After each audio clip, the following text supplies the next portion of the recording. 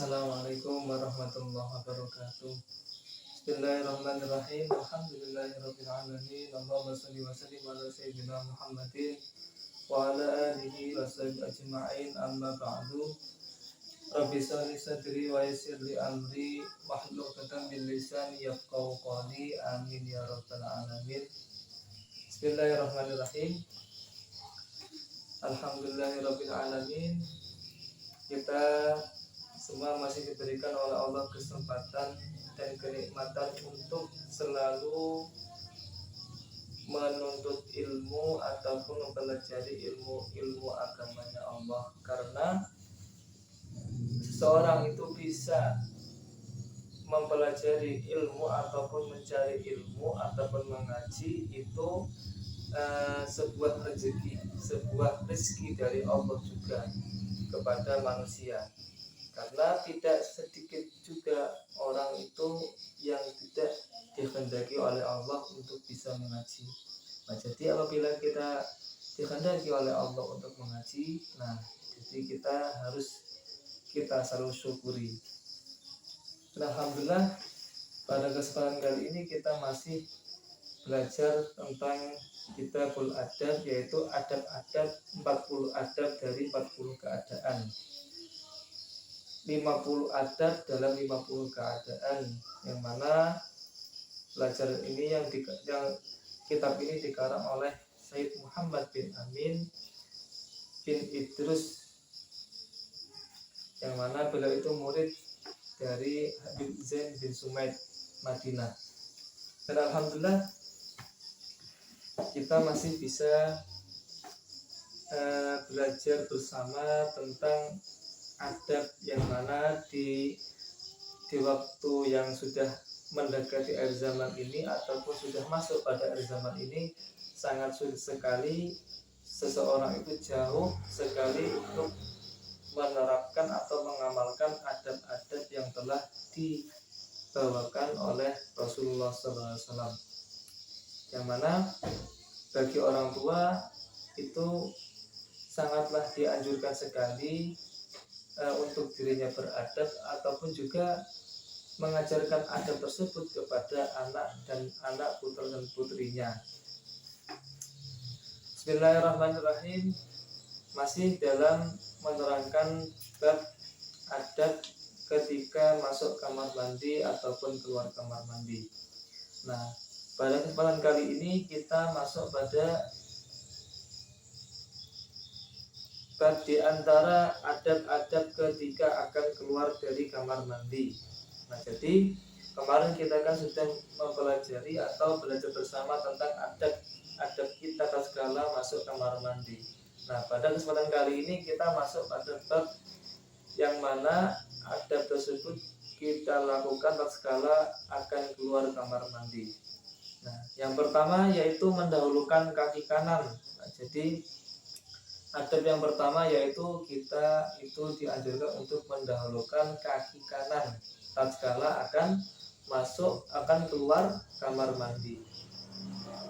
Nah, kenapa ketika masuk kamar mandi dianjurkan untuk kaki kiri, nah dan keluar dianjurkan untuk kaki kanan? Karena kita itu masuk ke dalam kamar mandi itu di tempat itu tempatnya yang sangat hina, yaitu tempatnya para jin ataupun tempatnya kotoran kita. Makanya kita dianjurkan untuk memakai kaki kiri sebagai tanda bahwa tempat itu tempat yang jelek.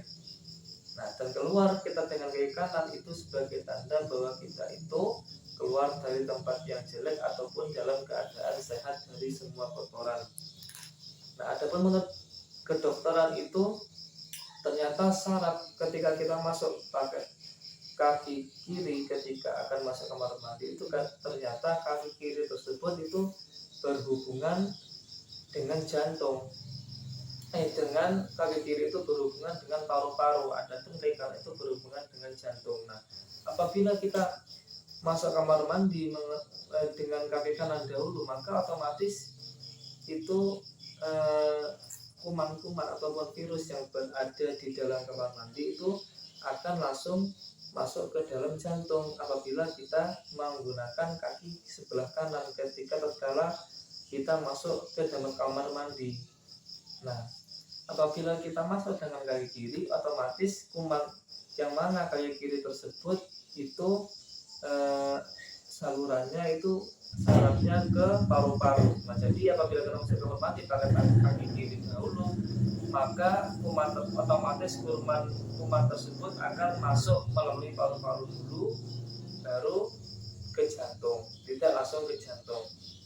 Nah, makanya jangan kaget apabila ada orang itu serangan jantung tatkala masuk kamar mandi. Nah, itu mungkin karena saking seringnya tidak memakai kaki kiri ataupun selalu memakai kaki kanan ketika masuk kamar mandi. Nah, jadi menurut kedokteran seperti itu. Nah, terus yang nomor 2 yaitu membersihkan tempat buang air besar atau kecil yang telah digunakan agar baunya tidak mengganggu orang lain yang akan masuk ke kamar mandi. Nah, jadi adabnya lagi, kita itu harus membersihkan tempat yang kita gunakan untuk membuang air kecil ataupun air besar tersebut. Tujuannya supaya orang lain yang hendak memakainya itu tidak terganggu atas kotoran kita. Kita aja yang punya kotoran sendiri tidak mau menciumnya atau melihatnya, apalagi orang lain. Pasti sangatlah jijik sekali. Nah, kemudian adab yang ketiga yaitu menutup pintu kamar mandi. Nah, jadi adab yang ketiga lagi yaitu adab ketika keluar kamar mandi itu kita disunahkan untuk menutup pintu kamar mandi. Nah, tujuannya itu faedahnya supaya bau yang tidak enak di dalam kamar mandi tersebut ataupun WC itu tidak tercium oleh orang yang berada di luar, karena kamar mandi itu tempatnya kotoran.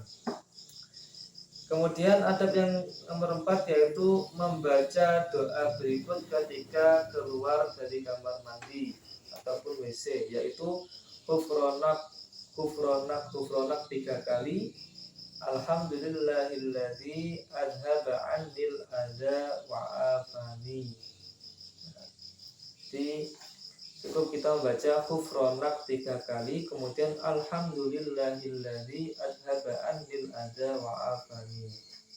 Nah, kalau bisa ya kita perhatikan sedikit-sedikit lah seperti itu. Ataupun kita cukup membaca kufronak ataupun kufronak 3 kali, kemudian alhamdulillahilladzi azhaba 'anil adza wa afani, yang mana artinya ya Allah ampunilah, semoga Engkau mengampuni dosa kami, dan segala puji bagi Allah yang telah menghilangkan dariku berbagai penyakit dan memberikanku kesehatan atau keselamatan. Nah, seandainya orang itu tahu semisal satu doa masuk kamar mandi ataupun keluar kamar mandi itu seumpama itu dikasih nilai 10, sedangkan umur orang tersebut 63 tahun, seumur hidup ketika mengamalkannya itu berapa kebaikan pahala yang ia tabung tatkala pahala membaca doa kamar mandi atau kamar mandi tersebut diganjar 10 kebaikan. Nah, tapi alangkah ruginya apabila kita seumur hidup kita itu tidak membaca doa keluar dan masuk kamar mandi sama sekali. Alangkah ruginya ketika itu diwujudkan sebagai pahala 10 kebagusan setiap masuk kamar mandi. Padahal kita setiap hari, satu hari itu ada yang 10 kali, ada yang 15 kali, ada yang 5 kali kita masuk ke kamar mandi ataupun WC. Nah, kemudian adab yang kelima yaitu membaca doa berikut ini setelah buang air kecil atau besar, yaitu Allahumma tahhir qalbi minal nifaq wa hassin farji minal fawahish. Nah, itu kita dianjurkan lagi ketika selesai membuang air kecil ataupun air besar, yaitu membaca Allahumma tahhir qalbi minan nifaq wa hassin farji minal fawahis. Kemudian adab yang keenam yang terakhir yaitu berwudu di luar kamar mandi jika memungkinkan supaya dapat membaca zikir wudu tatkala berwudu. Nah, jadi adabnya lagi yaitu kita dianjurkan untuk berwudu itu di luar kamar mandi supaya kita dapat membaca zikir ataupun doa-doa wudu. Nah, kalau di dalam kamar mandi itu kan hukumnya makruh, tidak boleh. Juga kalau di dalam di WC itu hukumnya haram, tidak boleh wudu di dalam WC. Kemudian yang C yaitu menerangkan tentang adab-adab ketika akan buang air kecil atau air besar di tempat yang terbuka, mana selain kamar mandi. Nah, di antara adab-adab ketika akan buang air kecil atau besar di tempat yang terbuka adalah sebagai berikut. Yang pertama, wajib membuat penutup di depan tempat yang akan digunakan untuk buang air kecil ataupun air besar. Nah, jadi adab yang pertama ketika kita itu hendak buang air kecil atau air besar di tempat yang terbuka, misal di lapangan ataupun di pinggir jalan. Nah, kita itu wajib membuat penutup atau membuat aling-aling, membuat penutup penghalang dari pandangan orang lain. Nah, kali ini jika tempat tersebut menghadap ke arah kiblat. Nah, ketika kita itu di tempat yang lapang dan kita menghadap ke arah kiblat, makanya diwajibkan untuk menutupi atau mencari penghalang di depan kita supaya tidak langsung menghadap ke arah kiblat.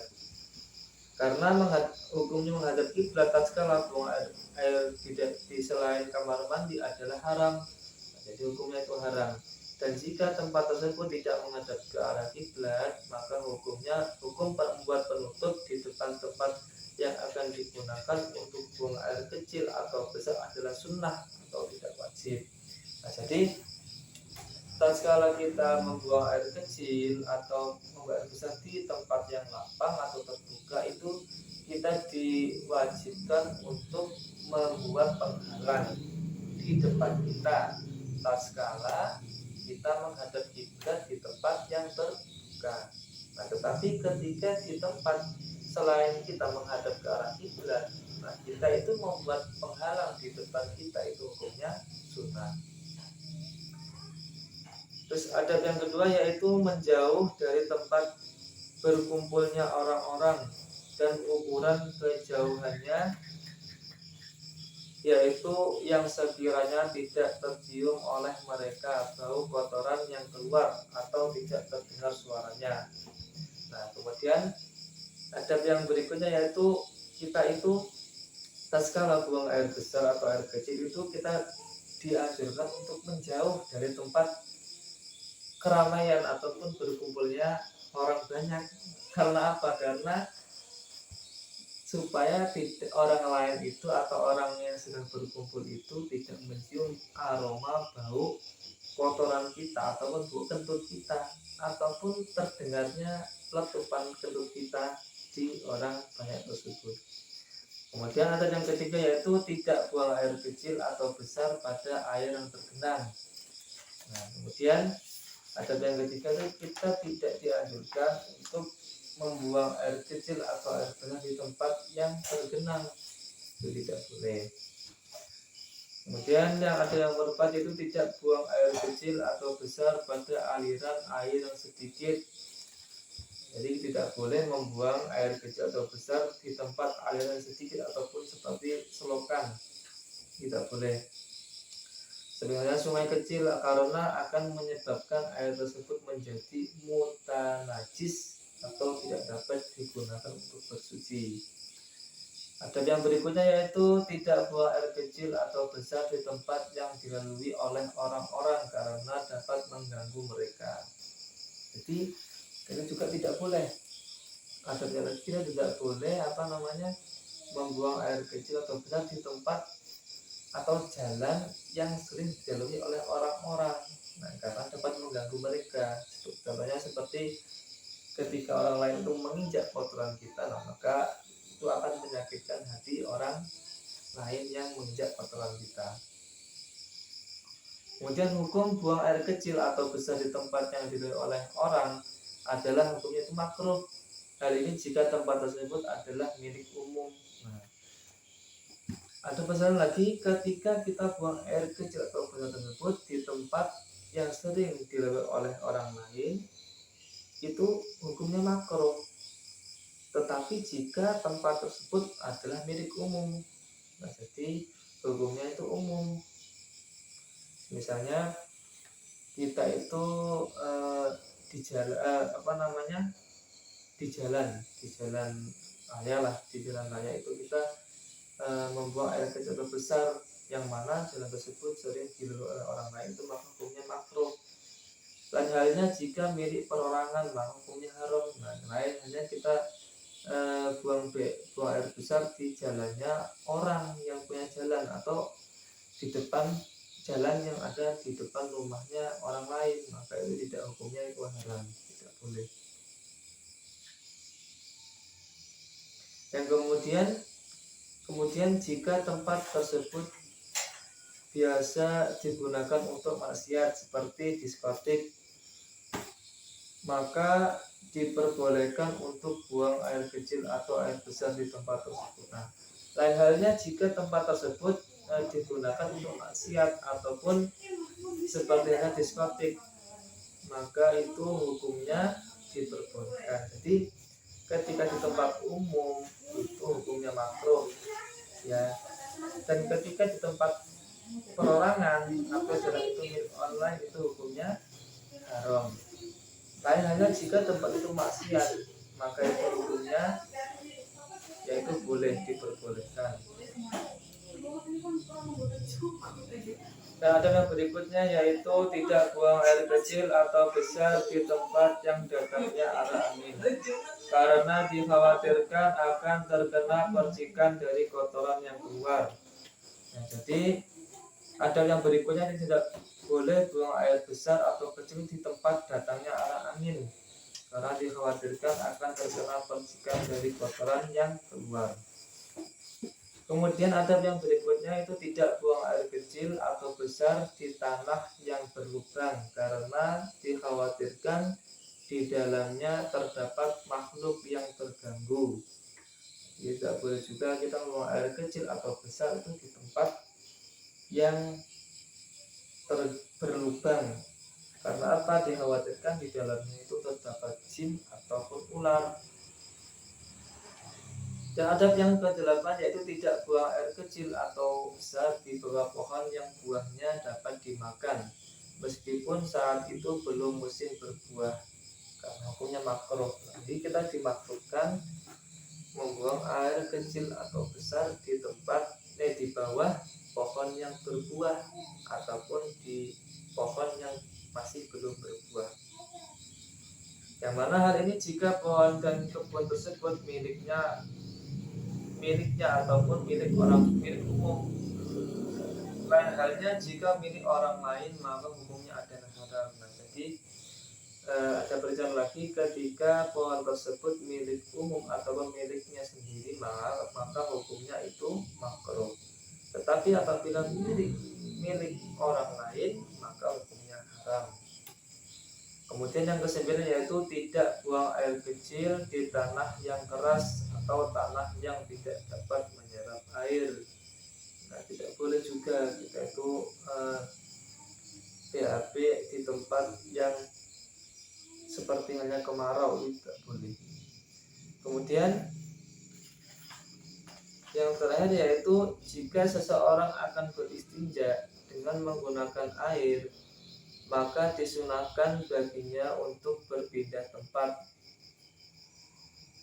agar tidak terkena percikannya. Akan tetapi jika dia akan beristinja dengan menggunakan batu atau tisu, maka tidak disunahkan baginya untuk berpindah tempat. Nah, jadi ada yang tadi itu kita disunahkan untuk berpindah tempat dari tempat kita buang air besar ke tempat lainnya, pas kala kita akan bercebok atau membersihkan, mensucikan kita dari hadas kecil tersebut. Jadi kita disunahkan ketika BAB, ketika cebok itu disunahkan untuk berpindah atau bergeser dari tempat yang digunakan untuk beristinja. Nah, lain halnya jika menggunakan batu atau tisu, maka itu hukumnya tidak disunahkan untuk berpindah tempat. Kemudian yang terakhir yaitu di antara niat-niat yang baik ketika akan masuk kamar mandi. Nah, jadi pembahasan yang terakhir yaitu niat-niat yang baik ketika akan masuk kamar mandi. Nah, jadi ketika kita masuk kamar mandi itu ada niat-niatnya. Sebagaimana diajarkan oleh Rasulullah, yang pertama yaitu niat untuk mengingat akan kerendahan dirinya yang disebabkan karena kesibukannya dalam membersihkan kotoran yang keluar dari tubuhnya. Nah, jadi ketika kita akan masuk kamar mandi itu kita niatkan, karena kita itu mengingat kerendahan dirinya kita sendiri, yang mana di dalam dirinya kita sendiri itu banyak sekali kotoran. Kita harus merendah kepada Allah, kepada seluruh makhluknya juga, karena kita itu selalu membawa kotoran yang mana setiap hari itu harus kita bersihkan. Dan niat yang kedua yaitu niat untuk bersyukur karena kotoran dari tubuhnya telah keluar dengan mudah. Nah, kemudian niat yang kedua yaitu kita niat untuk selalu bersyukur, yang mana Allah itu masih memberikan kita kesehatan berupa dapat mengeluarkan kotoran atau penyakit yang berada di dalam tubuh kita. Dan yang ketiga yaitu niat agar dapat mengamalkan sunnah-sunnah dan adab-adab ketika masuk kamar mandi. Yang keempat, niat untuk mensucikan diri dari kotoran atau najis yang terdapat pada dirinya. Adapun yang nomor 5 yaitu niat untuk merenungkan nikmat-nikmatnya Allah Subhanahu wa taala. Yang kelima yaitu kita itu niat untuk merenungkan betapa Allah itu sangat sayang, sangat kaya sekali memberi nikmat kepada kita, sehingga kita dapat merasakan nikmat kita membuang air besar, yang mana ketika kita tidak bisa membuang air besar itu sangatlah sakit sekali, sampai kita bisa masuk rumah sakit, yang mana bisa membayar kepada rumah sakit berjuta-juta. Dan alhamdulillah pada kesempatan kali ini sudah selesai pembahasan tentang adab-adab ketika masuk kamar mandi ataupun keluar kamar mandi. Ya, dan pertemuan nanti kita akan membahas tentang adab memakai dan melepas pakaian ataupun baju. Kurang lebihnya mohon maaf, walafu minkum, semoga bermanfaat khususnya untuk saya pribadi dan untuk kalian semua, hadirin semua. Wassalamualaikum warahmatullahi wabarakatuh.